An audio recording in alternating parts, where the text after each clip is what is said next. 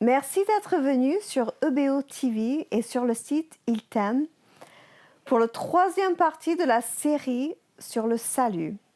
Le sujet d'aujourd'hui est intitulé « Est-ce que la grâce qui nous sauve est une excuse pour encore vivre dans le péché ?» Alors on va interviewer M. Charles Powers. Est-ce que cela est une question récente ou est-ce qu'il y avait toujours les chrétiens qui utilisaient la doctrine sur la grâce pour vivre dans le péché? Malheureusement, depuis 2000 ans, il y a des gens qui utilisent cette doctrine glorieuse de la grâce pour faire ce qu'ils veulent. Je vais lire de Romains 5, 20 jusqu'à chapitre 6, 2. Écoutez bien. Or, la loi est intervenue pour que la faute soit amplifiée. Mais là où le péché s'est amplifié, la grâce a surabondé. De la sorte, comme le péché a régné avec la mort, ainsi la grâce règne par la justice pour la vie éternelle par Jésus-Christ, notre Seigneur. Que dirons-nous donc? Demeurions-nous dans le péché afin que la grâce abonde? Vous voyez déjà cette question. Parce qu'on est sauvé, est-ce qu'on a le droit maintenant de faire ce qu'on veut quand on veut? Et quelle est la réponse de Paul? Certes, non. Nous qui sommes morts au péché, comment vivrions-nous encore dans le péché? Ignorez-vous que nous tous qui avons été baptisés en Christ Jésus, c'est en sa mort que nous avons été baptisés.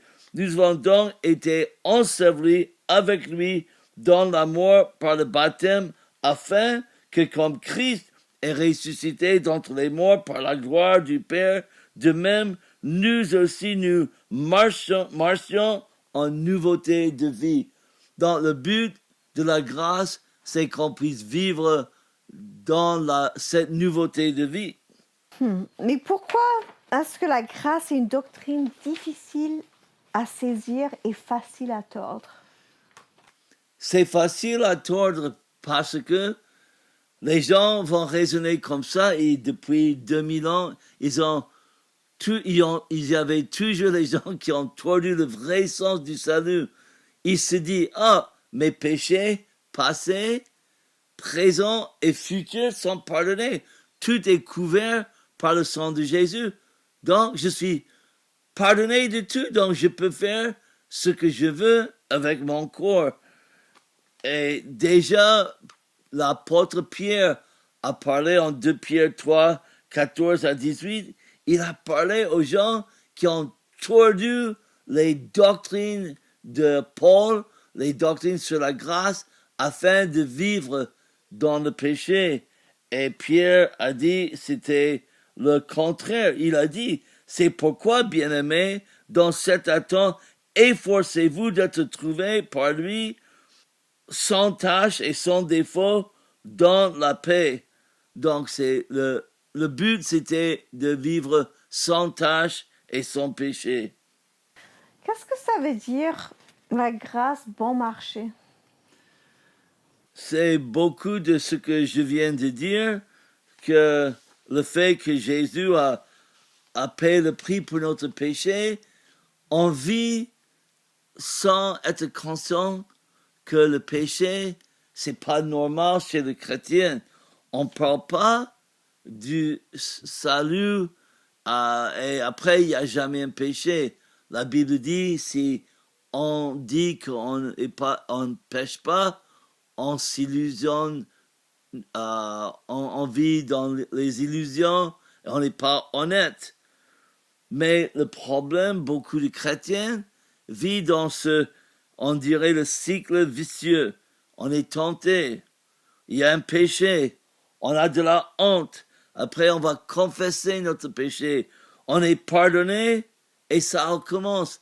Et c'est un éternel recommencement et on ne comprend pas le but de la Bible, c'est pas de laisser les chrétiens dans le péché indéfiniment. Non, le but du salut, qu'on soit sauvé du péché, de vivre dans la victoire. Et le problème, je dirais la grande majorité des chrétiens, ils vivent dans ce cycle vicieux du péché, confession et toutes ces choses, et ils s'en sortent jamais du péché. Est-ce qu'un chrétien peut avoir la victoire sur le péché? Oui, le but de notre foi, c'est d'avoir la victoire. Regardez avec moi Romains 6:6. Nous savons que notre vieille nature a été crucifiée avec lui, afin que ce corps de péché soit réduit à l'impuissance et que nous ne soyons plus esclaves du péché. Car celui qui est mort est quitte du péché. Et regardons plus tard que le péché ne règne donc pas dans votre corps mortel et n'obéissez pas à ses convoitises. Donc c'est clair, le but du salut, qu'on puisse vivre victorieusement et vivre en communion avec Christ. Vous connaissez bien beaucoup le verset, si quelqu'un est en Christ, il est une nouvelle créature, une nouvelle création. Comment vivre la victoire sur le péché? Donc maintenant, on va entrer dans le vif du sujet, parce que les gens sont frustrés.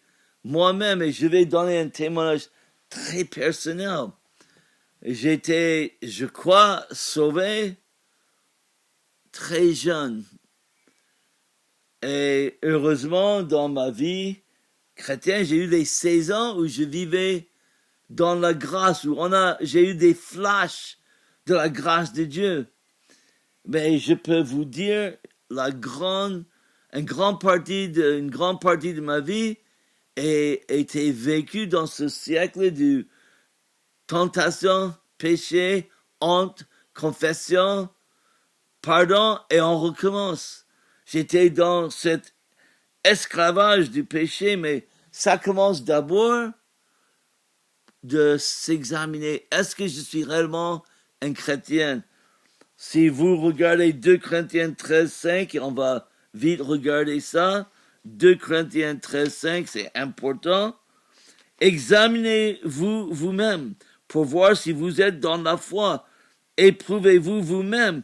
Ne reconnaissez-vous pas que Jésus-Christ est en vous, à moins peut-être que l'épreuve ne soit pour vous un échec. Donc ça montre qu'il y a des milliers et des milliers de gens qui se disent chrétiens. Ils pensent d'être sauvés parce qu'un jour ils ont prié le Seigneur ou ils ont fait une décision de suivre Christ. Ou ils ont dit je vais donner ma vie à Jésus sans comprendre ce que ça veut dire le salut. Le salut, selon Jean 5:24, c'est de passer de la mort à la vie. C'est une vie transformée. La Bible dit en 2 Corinthiens 3:18, on est transformé de gloire en gloire. Mais quand vous vous examinez, il faut d'abord voir, comme dit Ésaïe 64:5, que tous nos bonnes œuvres, c'est comme un vêtement pollué.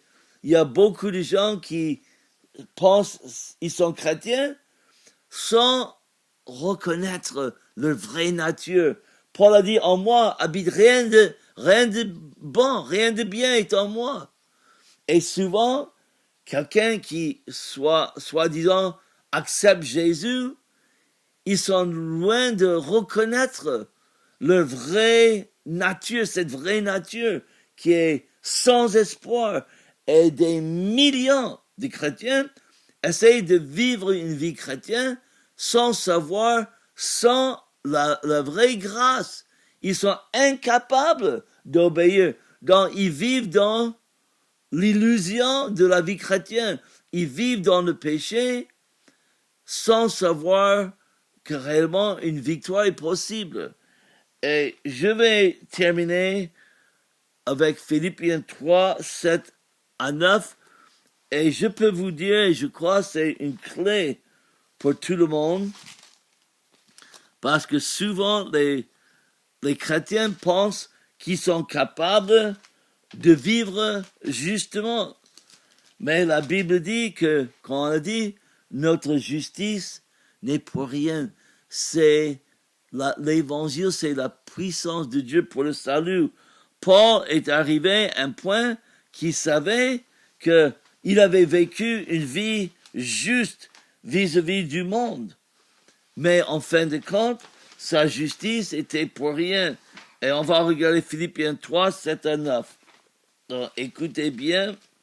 Mais ce qui était pour moi un gain, je l'ai considéré comme une perte à cause du Christ. Et même je considère tout comme une perte à cause de l'excellence de la connaissance du Christ Jésus, mon Seigneur. À cause de lui, j'ai accepté de tout perdre et je considère tout comme des ordures afin de gagner Christ. Et la clé, c'est verset 9. Et d'être trouvé en lui, non avec une justice qui serait la mienne et qui viendrait de la loi, mais avec la justice qui est obtenue par la foi en Christ, une justice provenant de Dieu et fondée sur la foi. Si vous ne comprenez pas ça, vous allez vivre dans le péché. Vous allez continuer de tomber, de demander pardon, de confesser, et vous allez recommencer.